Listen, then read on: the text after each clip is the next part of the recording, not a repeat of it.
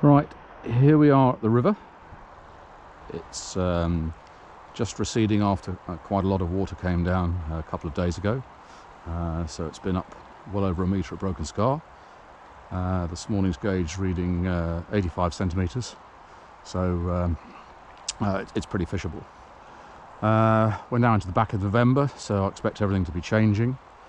And we're going to have a look at fishing with in a check fashion, or at least my take on it. The idea is to show you that the setup is still the same. I'm cheating very slightly here because my rod is a 10-foot rod here, for a nymphing rod, and that's because my dry fly rod's only 8'9", so it is lacking a little bit in length. Anyone that's got a 9-foot rod should be able to cope fine. 3-weight, my normal 3-weight line.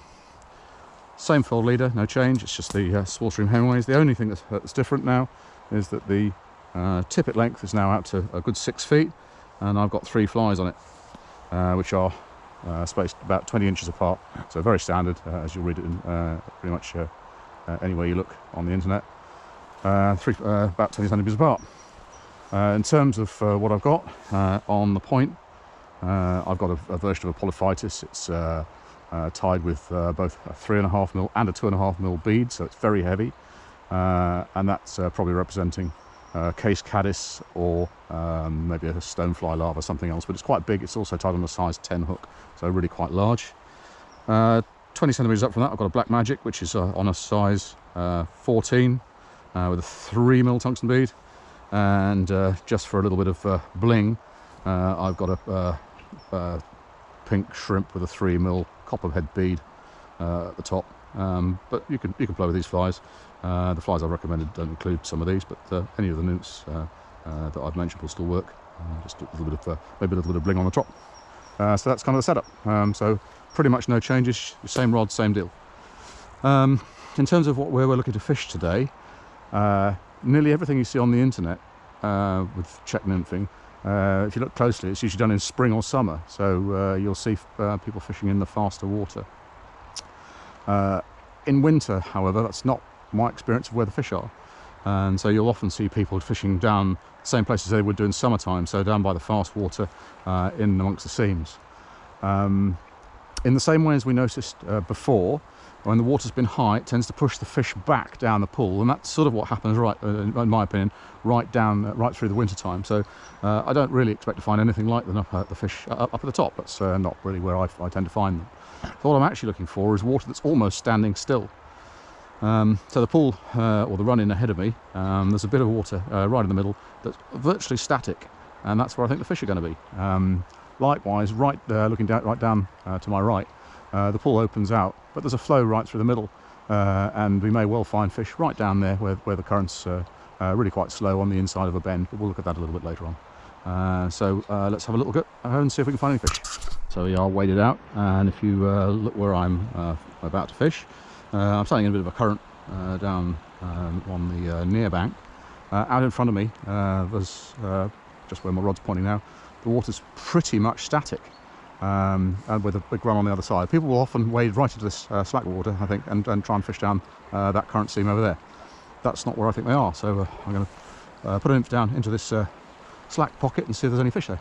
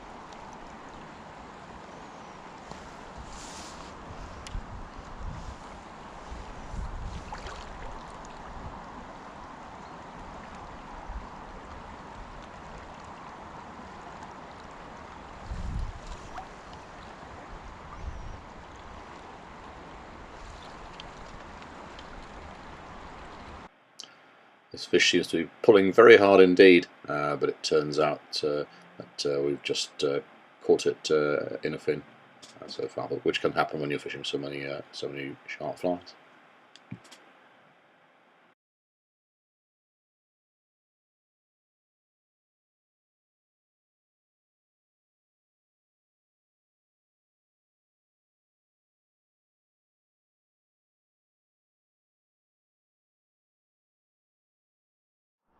Right, so I've come down downstream a bit to the inside of a bend, and much to my surprise, I've actually seen a couple of fish rising, which by this time of year you really wouldn't expect. I would be planning really to just nymph down the edge of this very slack water in front of me, which is where I would expect them to sit and where they would appear to be sitting. Once again, we'll show I can demonstrate the great benefit of a single setup. There's a rise directly opposite. I'll show the benefit of a single setup, even though this is a dedicated nymphing rod. Because I've got a 3-weight fly line on it, all I need to do is take off my nymph cast, put on about a 3 or 4 foot section of tippet and suitable dry fly. Looking at these fish at the moment, they seem to be topping to something small, so probably start with a Griffith's gnat and see if I can pick up a couple like that, and then maybe try and nymph again a little later. Bit of a bonus, really. So here we are, we've waded out into the stream, and as you might have expected, all the fish have stopped rising. That's the way it is.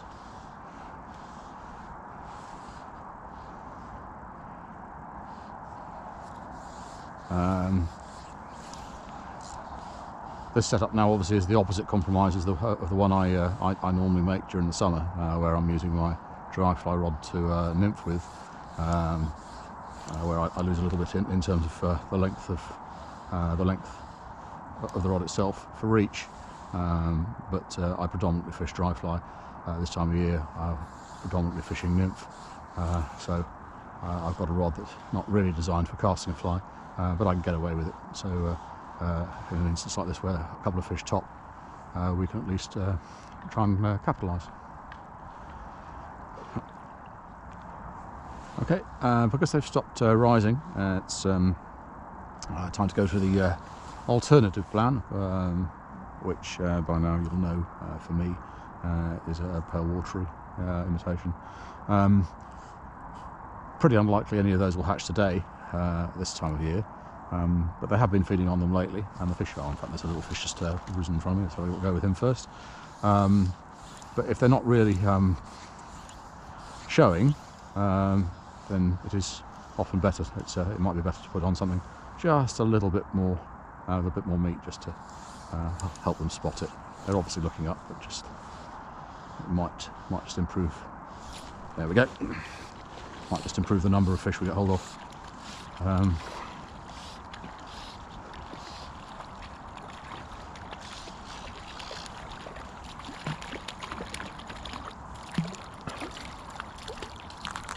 That's unhooked himself for me, which is very helpful. On with the bigger fly. Here's a couple of fish.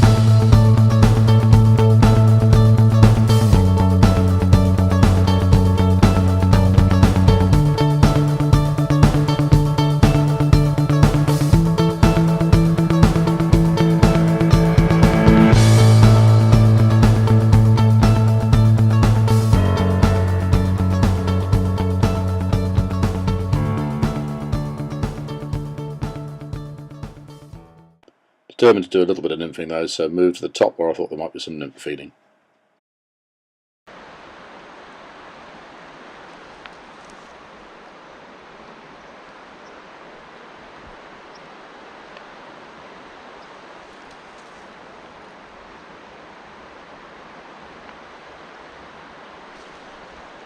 There we go.